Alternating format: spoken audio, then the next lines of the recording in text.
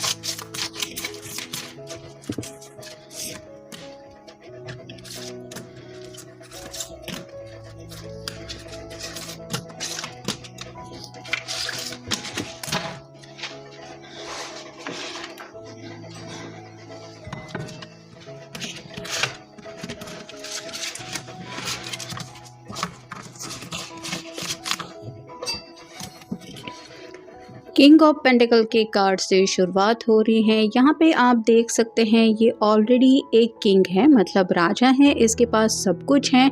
ये चाहे तो दुनिया की कोई भी खुशी पा सकता है, लेकिन जैसे इसके हाथ में जो पेंटिकल है उसको लेके काफ़ी ज़्यादा ये उदास है। वैसे ही आपके जो पर्सन है शायद आपसे कनेक्शन नहीं बन पा रहा है, या फिर दोनों के बीच में कुछ दूरियां हैं, या फिर दोनों साथ नहीं हैं। इस बात को लेके काफ़ी ज़्यादा उदास है और इसीलिए शायद इनका मन यही कर रहा है कि अगर आप उनके साथ आ जाए तो उनकी ये दिल की विश पूरी हो जाती है कि आप है उनकी ज़िंदगी में या फिर उनके साथ, जिस वजह से सैडनेस की वजह से उनकी जो एनर्जी है वो हैप्पीनेस में तुरंत बदल सकती है।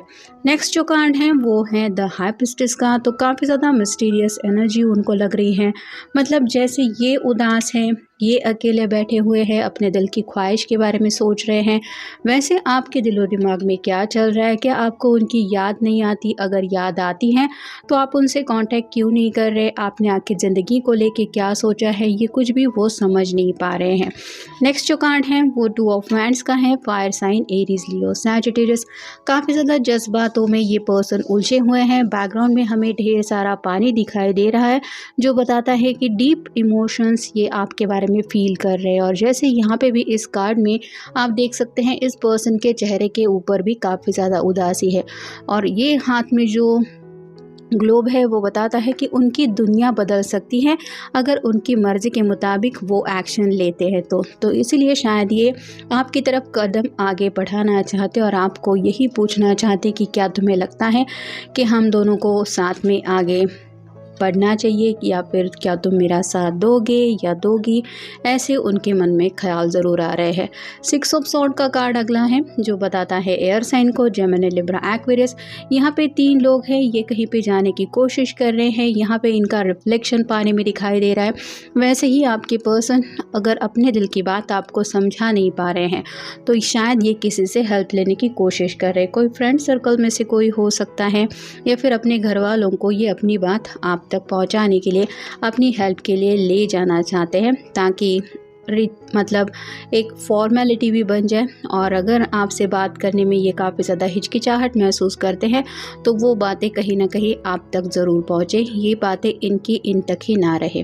8 ऑफ सॉर्ड्स का कार्ड भी वही बताता है, कम्युनिकेशन को लेके इस पर्सन को काफ़ी ज़्यादा दिक्कतें हैं। मतलब दिल में तो ये पर्सन ढेर सारी बातों को लेके आपको इमेजिनेशन में सोचते रहते हैं। इसकी आंखों के ऊपर पट्टी बंधी हुई है, जो बताती है कि आपके अलावा इनके दिलो दिमाग में कोई ख्याल नहीं होता, और साथ ही साथ ये पूरी तरह से बंधा हुआ पर्सन है, जो बताता है कि उन्हें ये भी लगता है कि आपके बिना वो ज़िंदगी में आगे ही नहीं बढ़ना चाहते या फिर बढ़ ही नहीं सकते।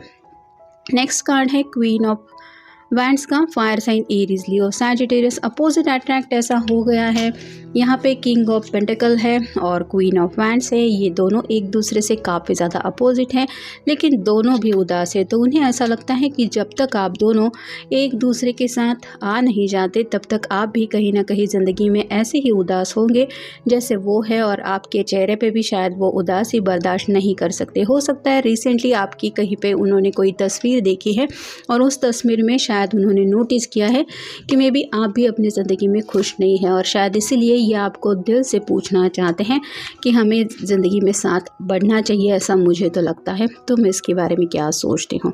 और फाइनल कार्ड है five of wands, fire sign Aries, Leo, Sagittarius.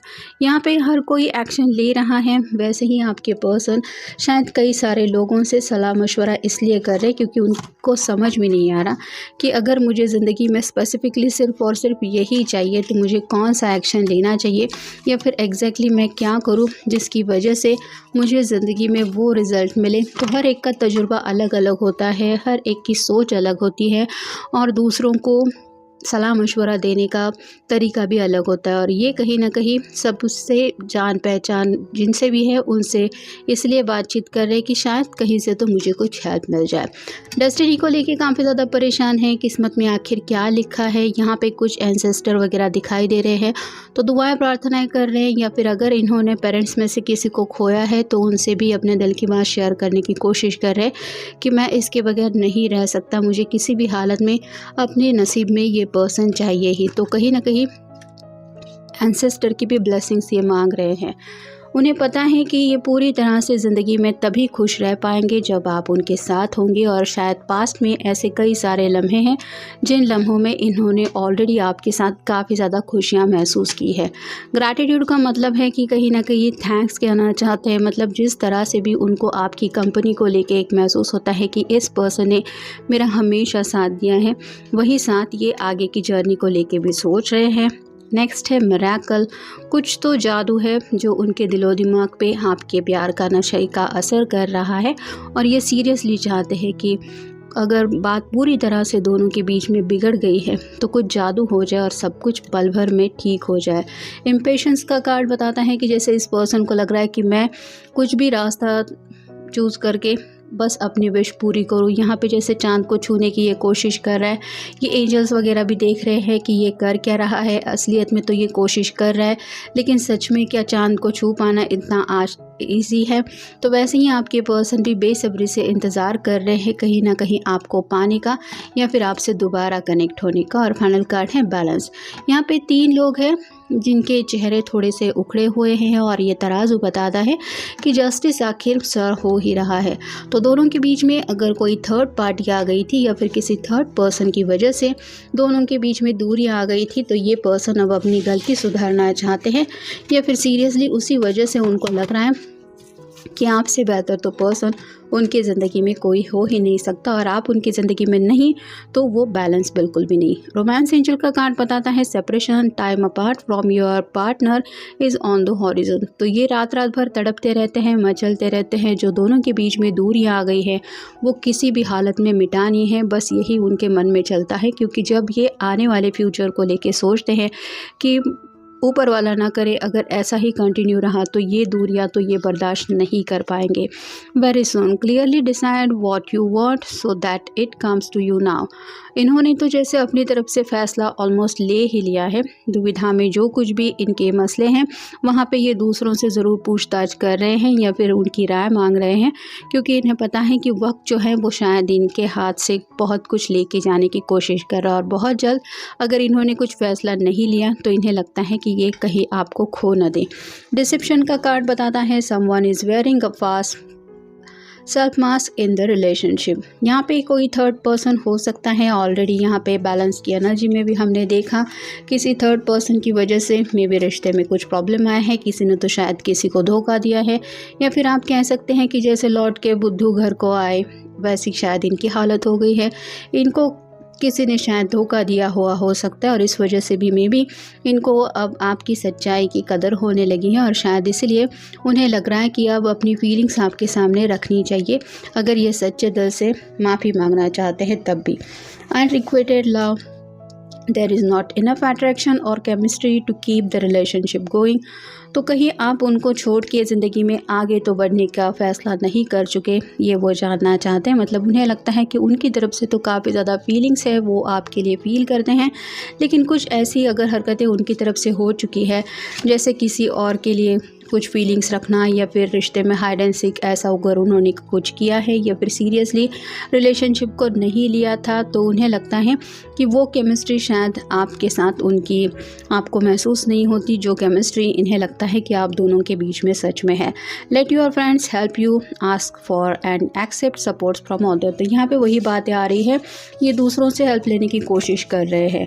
जो बातें इनसे सॉर्ट आउट नहीं हो रही, मतलब जो बातें ये नहीं कह पा रहे हैं, उन्हें लगता है कि मेरे फ्रेंड सर्कल में से या फिर मेरे इर्द गिर्द जो लोग हैं वो आसानी से मेरे दिल की बात बता पाएंगे, और इसीलिए ये किसी भी हालत में चाहते हैं बस आप तक अपनी बात पहुंचाना। और फाइनल कार्ड है, it is safe for you to love, open your heart to give and receive the highest energy of all. तो गलती अगर इन्होंने की है तो ये गलती अपनी मानना चाहते हैं, और शायद इनके फ्रेंड सर्कल में भी कोई इनको में भी सलाह मशवरा दे रहा है कि अगर गलती की है तो उसकी माफ़ी मांगो, अगर पर्सन माफ़ करता है तो ठीक है, नहीं तो तुम्हारे दिल पे तो ये बोझ नहीं रहेगा कि तुमने झूठ बोला था। और अगर ऑलरेडी झूठ बोल दिया है तो अपने दिल का सच बता दो। अगर सामने वाले पर्सन ने सेकंड चांस दिया तो ठीक है, नहीं तो किस्मत समझ के जो भी आंसर मिले उसको एक्सेप्ट कर लेना। लेकिन ये पर्सन जो है वो कहीं ना कहीं अपने डेस्टिनी में आपकी एनर्जी चाहते ही है, और शायद इसीलिए ये दूसरा चांस आपसे मांगने की ज़िद पकड़ के बैठे हुए हैं। और कहीं ना कहीं उनका मन ये ज़रूर कर रहा है कि अगर डिवाइन की ब्लेसिंग्स रही या फिर उनके एंसेस्टर का सपोर्ट रहा तो उनकी ज़िंदगी में जो भी दिक्कतें आई हैं या फिर जो भी प्रॉब्लम्स आए हैं उनसे बाहर निकलने का रास्ता ज़रूर उनको मिल जाएगा, या फिर वो हिम्मत जुटा के सब कुछ सॉर्ट आउट कर पाएंगे। तो ये था आज का रीडिंग, जनरल रीडिंग है। मिलेंगे नेक्स्ट रीडिंग में।